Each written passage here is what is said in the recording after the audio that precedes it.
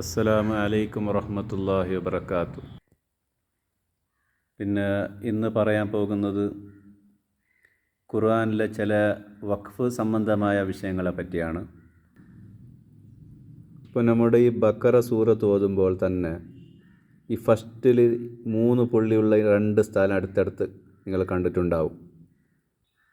അതുപോലെ തന്നെ ബക്കറയുടെ മറ്റൊരു സ്ഥലത്ത് 3 പുള്ളി അടുത്തടുത്തിട്ട് ഇങ്ങനെ നിങ്ങൾ കണ്ടിട്ടുണ്ടാവും. അപ്പോൾ ഇങ്ങനെയുള്ള സ്ഥലത്ത് 2ൽ ഒരു സ്ഥലത്തേ നിർത്താൻ പറ്റും.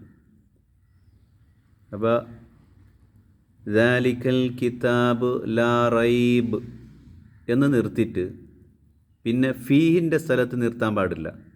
ഫീഹി ഹുദല്ലിൽ മുത്തഖീൻ. അതുപോലെ തന്നെ ഇവിടെ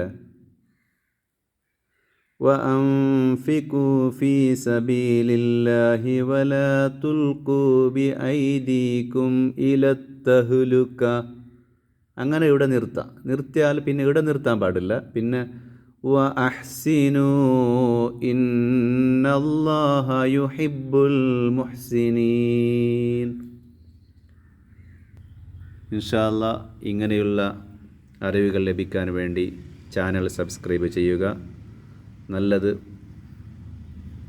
പറയുവാനും കേൾക്കുവാനും അല്ലാഹു തആല നമുക്ക് തൗഫീഖ് നൽകട്ടെ. അസ്സലാമു അലൈക്കും.